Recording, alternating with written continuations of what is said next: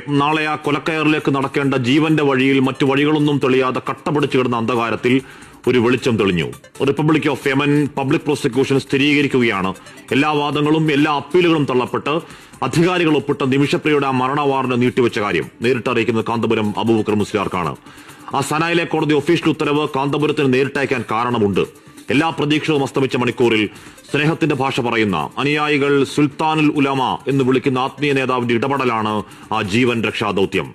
ഹൂത്തികളുടെ നിയന്ത്രണത്തിലുള്ള സ്ഥലം, കേന്ദ്ര സർക്കാരിനടക്കം ഒരു ഡിപ്ലോമാറ്റിക് ഇടപെടൽ അങ്ങേയറ്റം സങ്കീർണമാക്കുന്ന ഘടകങ്ങൾ ഇന്നലെ സുപ്രീം കോടതിയെ അറിയിച്ചതാണ് അറ്റോർണി ജനറൽ ആർ വെങ്കട്ടരമണി. അങ്ങനെ എല്ലാം അസ്തമിച്ച് ശിക്ഷ നടപ്പാക്കാൻ 24 മണിക്കൂർ പോലും ഇല്ലാത്തപ്പോൾ അടഞ്ഞ വാതിലുകൾ തുറക്കാനിറങ്ങിയതാണ് കാന്തപുരം. ആ രാജ്യത്തെ സൗഹൃദങ്ങൾ, സ്വാധീനങ്ങൾ, യമന്റെ ഗ്ലോബൽ മുഖം ഷെയ്ഖ് ഹബീബ് ഉമറുമായി പതിറ്റാണ്ടുകളുടെ വ്യക്തിബന്ധം ഒക്കെയൊക്കെ കാന്തപുരത്തിന്റെ കരുത്തായി. ആ വ്യക്തിപ്രഭാവത്തിന്, മാനവ സ്നേഹത്തിന്റെ വക്താവിന് ആദരവുകൾ, ദീർഘായുസ്സിന് പ്രാർത്ഥനകൾ. അവരെ കുറ്റം പറയാൻ കഴിയില്ല. അക്കാര്യത്തിൽ തലാലിന്റെ കൊലപാതകത്തിൽ അങ്ങേയറ്റം വൈകാരികമാവുന്ന അമ്മ, സഹോദരൻ, അവരുടെ കുടുംബങ്ങൾ, ഗോത്രങ്ങൾ, രക്ഷാവഴിയിലേക്ക് ഇനിയും പ്രധാന ചർച്ചകളൊക്കെ ബാക്കിയാണ്.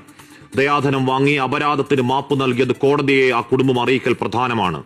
ആ ബ്ലഡ് മണി അതെത്രയാണെങ്കിലും നമ്മുടെ ഒരു കൂടപ്പിറപ്പിന്റെ ജീവൻ കാക്കാൻ ഈ നാട് സമാഹരിക്കുമെന്നത് കേരളത്തിന്റെ വാക്കാണ്.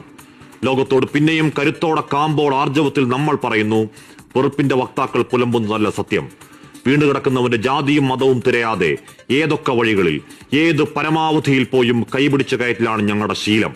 ഇതാണ് Kerala story, the real Kerala story.